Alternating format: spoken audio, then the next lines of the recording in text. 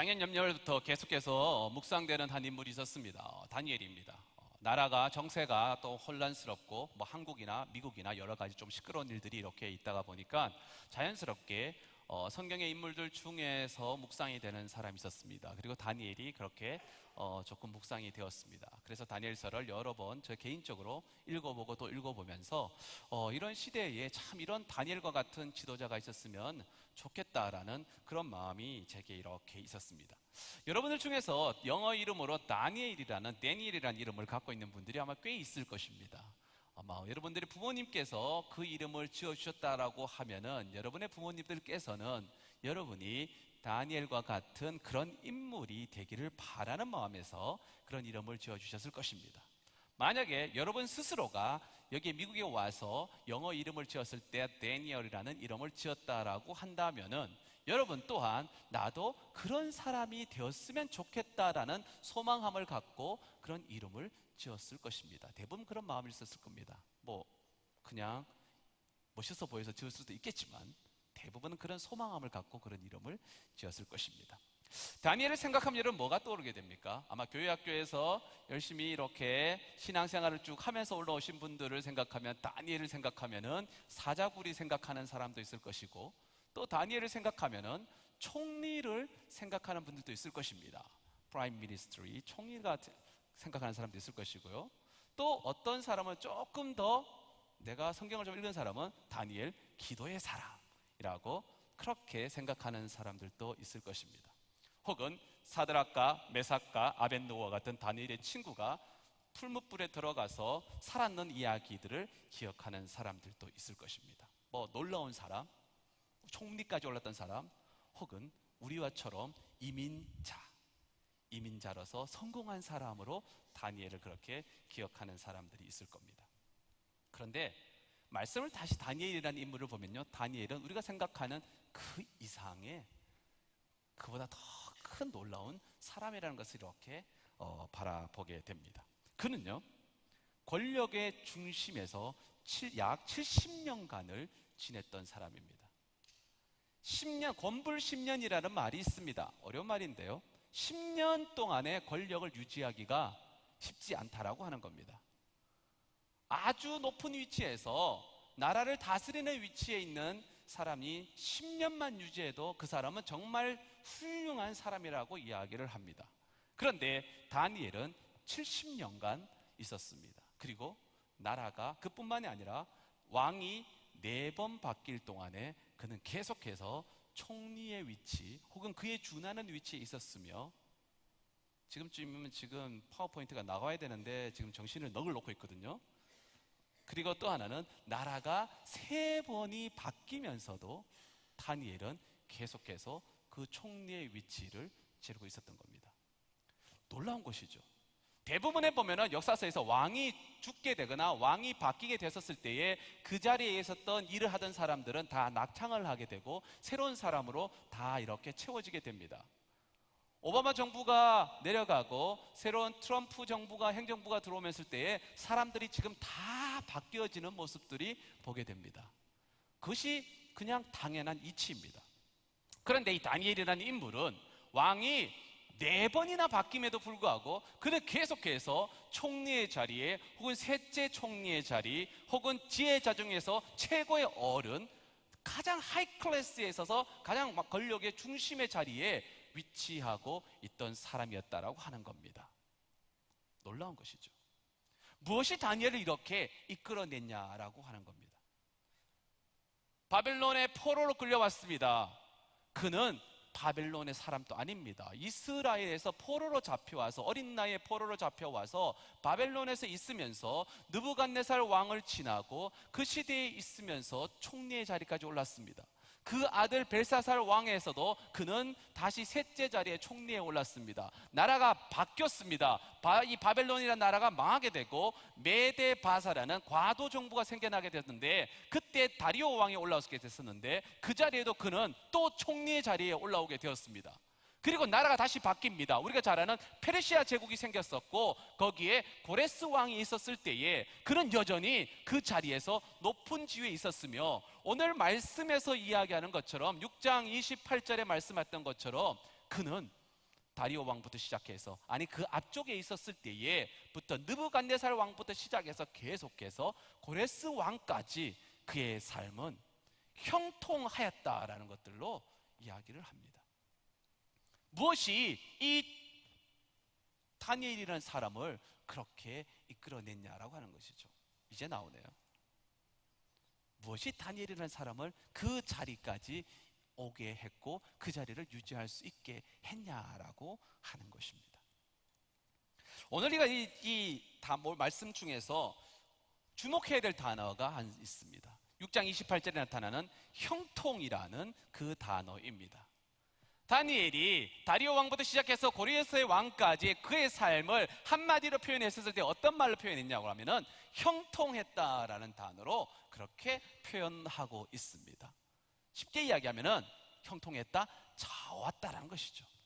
이 형통이라는 단어는 한자어인데 제가 이 한자를 이렇게 풀어보니까 참 재밌었습니다. 여기에 이 형통이라는 말이 형통할 형에 통할 통자라는 한자어를 이렇게 차용해서 쓰고 있는데, 이 단어를 보면요, 형통할 형자라는 단어의 뜻을 보면은 거기에는 이 거리를 둘러싸여 있는데 가운데에 성이 있고 그 성 위에 사람이 있어서 이렇게 바라보는 형상입니다. 다시 말해서 높은 위치에서 이렇게 전체를 내려다보게 된다라고 하는 것이죠. 어디에 무엇이 가고 어떤 길로 빠져나가야 될지를 그 속에 단어의 뜻에 포함하고 있습니다. 그래서 형통할 형이라고 이야기를 하고, 이 통할 통자는 속이 비어있는데 쉽게 지나가는 것을 이야기합니다. 그래서 쉽게 지나간다라는 것을 이야기하는 것이죠. 그래서 형통이라는 말은 뭐냐면은 우리가 그냥 쉽게 말해서 모든 것이 잘 되고 잘 풀려나가는 것을 이야기를 합니다.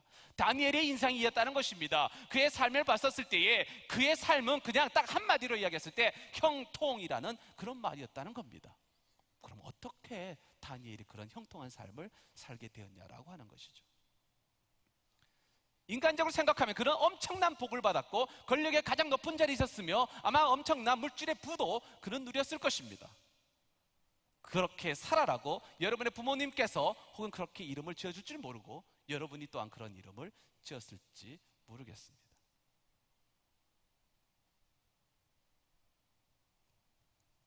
오늘 본문 말씀은 다니엘이 어떤 사람인지에 대한 부분들을 나타내주는 하나의 에피소드입니다. 그의 어린 시절의 에피소드입니다. 그가 예루살렘에서 잡혀와서 바벨론으로 오게 되었고, 그 당시에 예루살렘에서 바벨론에 있는 군대들이 사람을 뽑아오고 잡아왔었을 때, 포로로 잡아왔었을 때는 똑똑한 젊은 아이들을 데리고 왔습니다. 그리고 그들을 훈련을 시켜서 바벨론화 시킨 다음에 다시 이들을 사용해서 식민지를 잘 지배할 수 있는 정책을 쓰기 위한 어떤 하나의 식민지 정책의 일환이었습니다. 그래서 왕이 이들을 불러놓고 왕이 먹는 음식을 먹이며 왕궁에서 사용하는 모든 법도를 가르쳐서 그렇게 가르치는 그런 과정에 있었습니다. 그런데 사람을 보면 우리 한 가지를 보면은 10가지를 안다는 말이 있지 않습니까? 오늘 1장의 말씀 보면은 다니엘이 어떤 인물이 된 것인지를 1장 8절의 말씀을 통해서 보면은 그의 모습을 알 수 있습니다. 1장 8절의 말씀 우리가 다시 한번 한 목소리를 함께 우리가 한번 읽어보겠습니다. 다니엘은 뜻을 정하여 왕의 음식과 그가 마시는 포도주로 자기를 더럽히지 아니하리라 하고 자기를 더럽히지 아니하도록 환관장에게 구하니. 우리의 삶을 이끌어가는 두 가지의 원동력이 있습니다. 한 가지는요, 환경입니다. 상황입니다. 상황이 우리의 삶을 지배하고 그 상황에 따라서 맞춰서 살아가는 사람들이 있습니다. 이런 사람들의 모습을 보면요, 굉장히 뭐라 그럴까요? 빠릅니다. 순발력이 좋습니다. 삶의 대처 능력이 좋습니다. 무엇인가 막히게 되면 돌아가게 되고, 그리고 또 거기에 걸림돌이 있으면 피해서 갈 수 있는 능력도 이렇게 있습니다. 일반적으로 세상에서 그런 삶이 이렇게 형통하는 모습들이 이렇게 보여집니다. 대부분의 삶을 보면 그들의 삶은 뭐라 그럴까요? 다른 사람들보다는 좀 더 잘 사는, 비교적 괜찮은 삶을 누리는 그런 사람들의 모습들입니다. 또 하나의 우리의 삶을 이끌어가는 원동력은 바로 목적이나 비전에 따라서 움직이는 사람입니다. 자기가 생각했던 그 설정했던 것들의 그 목적에 따라서 살아가는 사람들이 있습니다. 그런데 그렇게 살아가는 사람들의 모습을 보면요, 참 고리타분하다는, 어떻게 보면 고리타분하다라고 그렇게 여겨지기도 합니다. 좀 미련하기도 합니다. 그런데 한편으로는 또 뚝심이 있어 보이기도 합니다. 변화되는 환경 속에서 잘 대처하지 못해서 자기의 그냥 원리 원칙을 가지고 이렇게 살다 보니까 때로는 돌뿌리에 걸려 넘어지기도 하고 막히는 현상이 벌어지기도 합니다. 그런데 이들에게는 힘이 있습니다. 밀고 나가는 어떤 힘이 있습니다. 환경의 변화에 받는 사람은 반대로 이 방향성을 상실하고 가기 때문에 내가 어디로 가는지, 분주한 삶을 살기는 하는데 어디로 가는지에 대해서 잘 모를 때가 있기도 합니다. 이 부분에 대해서 카일 아이들만 목사님이 쓴 책을 보면은 나의 끝 예수의 시작이라는 그 책이 있습니다. 여러분들 중에서 아마 많이 읽어보셨을 책입니다. 그 책 내용 중에서 재미있는 이야기가 있더라고요. 우리는 뭐 눈사태를 맞을 경우가 거의 없지 않습니까? 아마 인생에서 내가 눈사태를 맞았다 거의 없을 겁니다. 그런데 그 책이 이렇게 이야기합니다. 눈사태를 경험했을 때, 눈사태를 당했을 때 거기서 살아남는 방법 혹은 거기를 레스큐 되는 그 방법을 이야기를 하게 됩니다. 여러분이 만약 눈사태를 경험해서 눈에 파묻혔으면 여러분 어떻게 하시겠습니까? 무엇부터 하시겠습니까? 그냥 막 파헤칠까요? 가장 먼저 해야 될 게 뭐냐면요, 침 뱉기라고 합니다. 침을 먼저 뱉는다고 하는 것이죠. 제가 참 이해가 안 됐습니다. 왜 침을 뱉을까? 그렇잖아요. 눈이 갑자기 쌓이게 되면은 일단은 공포감에 휩싸여서 있기 때문에 밖으로 나가기 위해서 먼저 공간을 확보하기 위해서 막 눈을 파댈 거 아닙니까? 눈이 그렇게 뭐 철갑도 아니기 때문에 손으로 움직이도 파다 보면 그게 파해질 것이니까 그렇게 막 파내야 될 것인데, 그게 아니라 내가 그대로 떨어져 있는 상황에 있었을 때에 제일 먼저 해야 될 것은 침 뱉기라고 하는 겁니다. 계속해서 침을 뱉어라는 것이죠. 이거는요, 내가 침을 이렇게 뱉었을 때 그 침이 내 얼굴에 그대로 떨어진다고 하면은 나는 똑바로 누워 있습니다. 중력은 항상 똑같이 작용할 거니까요. 그래서 이렇게 돼 있다고 하면은 침을 뱉으면 그대로 이렇게 떨어지기 때문에 나는 올바른 방향에 있고, 그래서 위로 파나가면은 나을 수 있는 확률이 훨씬 높습니다. 혹은 내가 침을 뱉었는데 그 침이 왼쪽에 흐르든지 오른쪽으로 흘렀다고 하면은 나는 어떻게 돼 있습니까? 옆으로 지금 누워 있는 그런 상황이라는 겁니다. 그렇기 때문에 내 몸을 돌려서 다시 나가게 되는 것이죠. 침을 뱉었는데 내 얼굴에 떨어지는 것이 아니라 그것이 앞으로 이렇게 나간다고 생각하면 어떻게 돼 있습니까? 나는 이렇게 지금 엎어져 있는 상황이라는 겁니다. 눈사태가 나면은 그냥 그대로 다 막 몇 바퀴 굴러들어서 그 속에 파묻혀지기 때문에 방향감을 상실해 버린다는 겁니다. 그래서 가장 먼저 해야 될 게 뭐냐? 그냥 당황해서 막 파는 게 아니라 먼저 침을 뱉으라는 거죠. 방향이 어딘지 확인하고 그 눈을 파야 살아날 수 있다는 겁니다. 그러면서 그가 그 책에 어떤 한 사이언스지에서 사람이 눈 속에 파묻혀 죽게 되었는데 그 예를 들게 되는 겁니다. 죽었을 때에 그 사람들이 이 구조대가 와서 찾아냈더니 이 사람이 거꾸로 10m를 더 파고 들어가서 죽었다는 겁니다.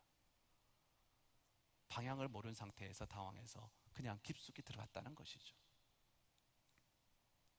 올바른 방향을 찾고 난 뒤에 움직여야 된다는 말입니다. 올바른 방향의 설정이 얼마나 중요한지를 말합니다. 오늘 시대는요, 우린 이렇게 괜찮고 좋은 시대를 살고 있지만 어쩌면 오늘 시대는 지금 눈사태 속에 살아가는 그런 시대와 같은 곳에서 우리가 지금 살고 있습니다. 무엇이 옳은지 무엇이 그른지 혼란스럽게 살고 있는, 혼란스럽게 만드는 그런 시대에 살고 있습니다. 어쩌면 이것이 올바른 것이라고 생각해서 그러기에 혹해서 넘어가는 그런 유혹하는 것들이 너무너무 많다라고 하는 겁니다. 그러나 성경에서는 동일하게 말합니다. 하나님께서 우리의 방향성이라고 말씀하십니다. 예수 그리스도가 우리의 방향성이라고 말씀하십니다. 아멘. 그렇습니다.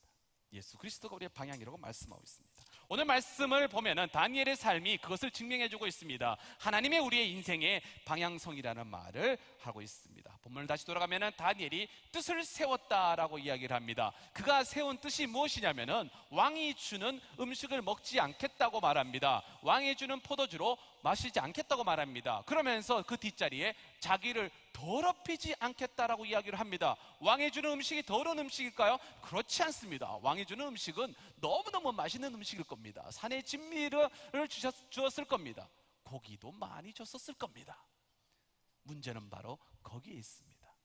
고기에 있다라고 하는 것이죠. 고대 사회에서 고기를 가지기 위해서는 고기를 죽여야 됩니다. 가축을 죽여야 됩니다. 그 가축을 죽이는 과정 속에서는 모두 우상에게 절을 하고 우상에 드린 제물이 바로 고기들이었습니다.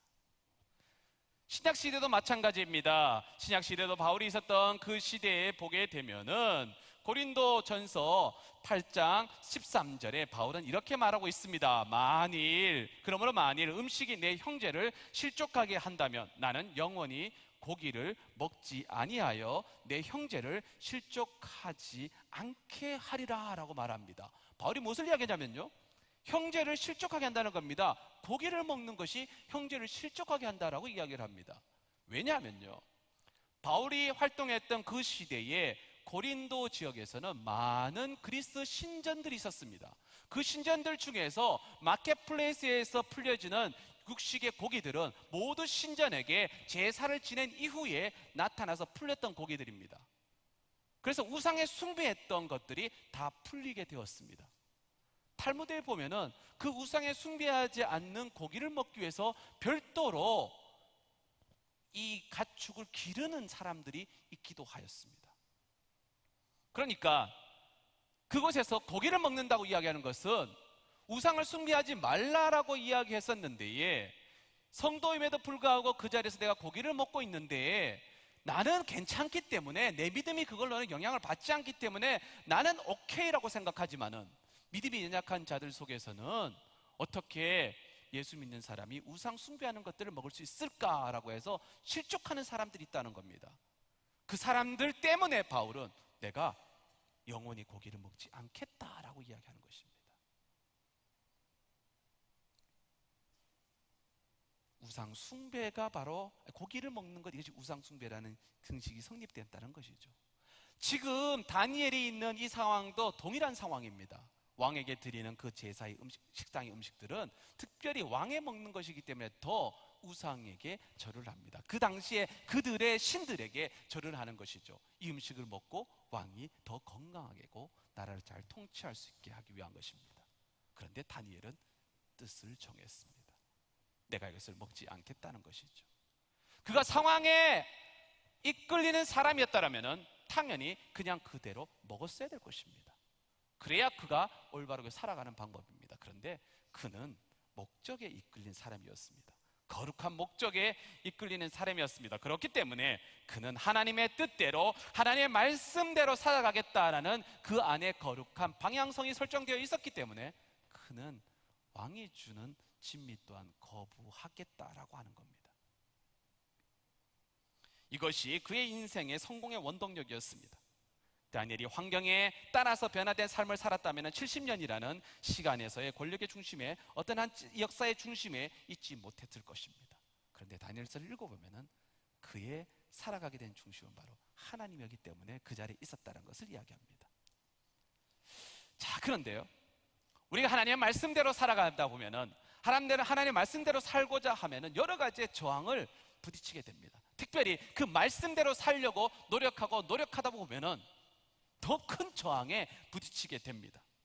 다니엘이 환관장에게 자신의 뜻을 말했을 때에 어떻게 했습니까? 환관장이 그래, 내가 너 뜻을 따라서 너 먹지 않게 해줄게. 그렇지 않았습니다. 내가 혹시나 음식을 먹지 않아서 잘못된다라고 하면은 내 목이 날아갈 것인데 내가 어떻게 그걸 허락해 줄 수 있겠냐라고 거부를 합니다.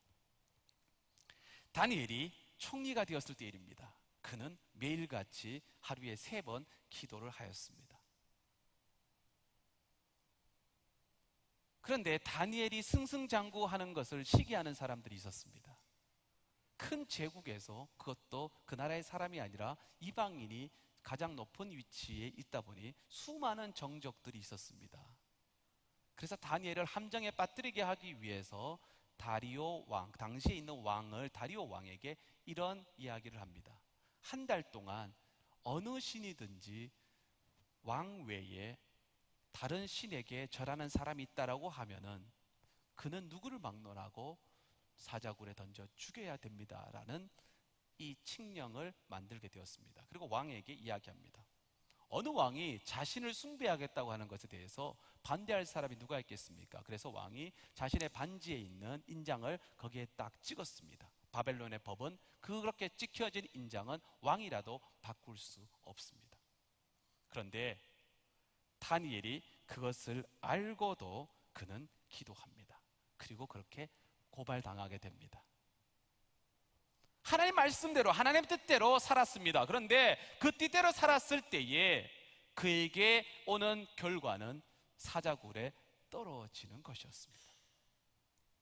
다니엘뿐만이 아닙니다. 다니엘의 친구들이 있습니다. 다니엘서 3장에 보면은 다니엘 친구들이 나타나는데 사드락과 메삭과 아벳노고라는 세 명의 친구가 있습니다. 이 친구들도 동일하게 느부갓네살 왕의 신상이 세워졌을 때 모든 사람이 거기에 절을 하라라고 이야기했었는데 이들은 거부하고 하지 않았습니다. 이것이 나중에 발각되었습니다. 그래서 다시 왕이 그들을 불러서 이들이 높은 고위직에 있는 사람이었으니까 너희들 왜 하지 않았냐? 지금이라도 절을 하면은 내가 용서해 주겠다고 이야기했었을 때에 그들은 하지 않았습니다. 그 결과 그들은 7배나 뜨거운 불에 그냥 그들에게 던져져서 죽음의 지경에 이르게 되었습니다. 거룩한 목적을 갖고 살아가다 보면은 장벽을 만나게 되고 걸림돌을 만나게 되고 저항을 만나게 됩니다. 거기에 많은 사람들이 굴복하고 좌절하고 넘어지게 되지만은 하나님의 뜻을 가진 사람들은 이것을 사실 두려워하지 않았다는 겁니다. 환경이 지배했다고 하면은 그들은 그곳에서 넘어졌겠지만은 그러나 그들은 목적에 지배받는 사람들이었기 때문에 원칙을 갖고 살아갔었습니다. 무서운 것은 그 원칙이 흔들리지 않았고 그렇게 살았을 때는 오히려 세상이 그들을 존중하게 된다라고 하는 겁니다. 제가 아는 한 형제가 있는데 이분이 세상적으로 생각하면 참 고리타분한 사람입니다. 제가 보기에도 참 고리타분합니다. 참 믿음이 좋은 사람이긴 한데 그냥 이렇게 봤었을 때는 좀 고리타분하다고 보여지는 사람이기도 합니다. 융통성이 없습니다. 원리 원칙주의자입니다. 그가 그렇게 살아가는 이유는 딱 한 가지입니다. 정직하게 사는 것이 하나님의 뜻대로 사는 것이다라고 하는 그 마음속에 있는 신념이 있었습니다. 그래서 직장에서 생활하는데 참 융통성 없이 정직하게 그냥 그렇게 살았습니다. 그러다 보니까 주변 친구들이 직장 동료들 사이에서 이렇게 왕따를 당하게 되었습니다. 따돌림을 당했습니다. 그러다가 승진의 누락이 됩니다. 어쩔 수 없이 회사를 더 이상 다닐 수 없게 되어서 그 회사를 떠날 수밖에 없는 상황이 되었습니다. 하나님 뜻대로 살려고 노력했는데 그 결과는 회사가 잘렸습니다. 잘못된 삶을 살았을까? 하루 이틀 이후에 혹은 한 3, 4개월 이후에 그의 삶에 직장에 새로운 것들이 딱 됐다고 하면은 그래도 참을 수 있는 기간인데 그 기간이 점점 길어지는 겁니다. 새로운 잡을 찾으려고 해도 잘 안 되는 것이죠. 한 2년의 시간이 지난 이후에 어느 한 통의 전화를 받게 되었습니다. 당신을 대해서 소개를 받았습니다. 우리 회사와 함께 일을 할 수 있겠습니까? 누가 저를 그렇게 소개해 주셨습니까? 당신이 전에 다니던 그 회사의 상사가 당신을 추천해 주었습니다. 우리는 정말 정직한 사람이고 올바른 사람이 찾는데 그런 사람이 있냐? 한 사람이 생각났고 이 친구를 추천했다는 겁니다.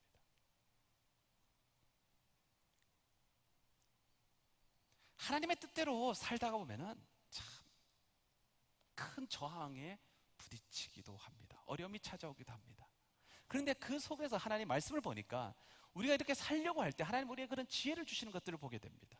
10절 9절 말씀에 보니까 다니엘이 환관장을 설득을 하게 되는데 나로 하여금 한 10일 정도, 이 10절에 보면 10일 정도 이렇게 먹어라라고 이야기를 하는 것이죠. 여기 12절에 청하오니 당신의 종들을 열흘 동안 시험하여 채식을 주어 먹게 하고 난 다음에 확인해 주십시오라고 이렇게 하는 것입니다. 어떤 삶에 넘어가는 지혜를 주신다라고 하는 것이죠. 그리고 나를 보고 판단하라, 그 목적이 분명하라고 하는 겁니다. 목적이 분명하면 하나님께서 하나님의 은혜를 임하게 주시고 지혜를 주시기도 합니다. 다니엘의 친구들이 왕의 신상에 절하지 않게 되어서 그들은 죽게 되었습니다. 다시 말씀을 돌아보면 죽게 되었습니다. 불에 들어갔습니다. 그런데 결과는 죽지 않았습니다. 오히려 그들은 살아나게 되었습니다. 그 사건을 통해서 느부갓네살 왕이라는 바벨론의 최고 왕이, 느부갓네살 왕이 오히려 하나님을 칭송하고 찬송하는 그런 계기가 되었습니다. 굴 속에 들어가야 될 다니엘이 빠졌습니다. 그런데 그 상황 속에 있는 상황에 직면했었을지라도 다니엘이 빠져 죽은 것이 아니라 그 굴 속에서 다시 사자 속에서 살아남게 되었습니다. 그들이 그 환경 속에서 어려움 속에 직면했을 때에 그들의 삶의 모습들을 보게 되면은 다니엘서 3장 18절에 이렇게 말합니다. 불 속에 곧 뛰어들게 되지만은 그는 이렇게 말합니다. 그렇게 하지 아니하실지라도, 하나님께서 자신들을 구원하지 아니하실지라도 내가 왕을 섬기는 일은 없을 것입니다. 나는 하나님을 섬깁니다 라고 말합니다. 다니엘도 동일하게 이야기합니다. 6장 10절에서 이야기를 합니다. 다니엘이 이 조서에 왕의 도장이 찍힌 것을 알고도 다니엘은 여전히 기도했다는 사실입니다. 원리 원칙대로 살게 되었더니 참 힘들었었는데, 그런데 하나님께서는 그들을 그때부터 하나님이 지키시는 것을 보게 됩니다. 다니엘서를 보게 되면 다니엘이 느부갓네살 왕 이후에 다니엘의 모습은 사라졌습니다. 그 아들 벨사살이 왕이 되었습니다. 벨사살 왕은 자기를 드러내기 위해, 과시하기 위해서 크게 과시하는 병에 걸려 있는 사람 중에 한 사람입니다. 예루살렘에서 성전에서 갖고 온 금그릇들이 있었습니다. 훔쳐온 금그릇들. 그리 전리품들이 있었는데 성전의 금그릇들을 다 풀어서 1000명과 함께 술잔에 연회를 베풀고 있었을 때입니다.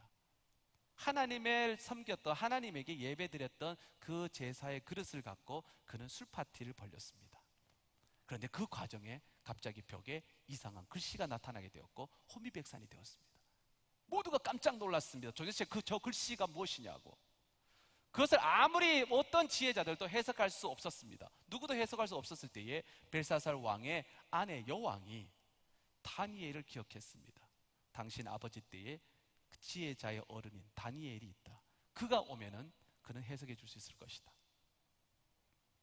그리고 그 단어를 해석해 줍니다. 그래서 다니엘이 다시 벨사살 왕의 총리에 오르게 되었습니다. 그 모습을 다리오 왕이 보고 있었습니다. 그리고 벨사살은 다리오에게 암살당합니다. 그리고 다리오가 메데 바사라는 과도 정부를 세우고 그 나라의 왕이 되고 다니엘의 지혜를 알아서 다니엘을 그대로 왕으로 세우게 됩니다. 그런데 그 다니엘은 사람들에게 이 덫에 걸리는 것을 알면서도 계속해서 6장 10절의 말씀처럼 기도했었고, 다니엘을 너무너무 아끼는 다리오 왕은 그를 눈물을 머금고 죽여야 되는 상황이 되었습니다. 그런데 그 속에서 사자굴에서 그는 다시 살아나게 되었습니다.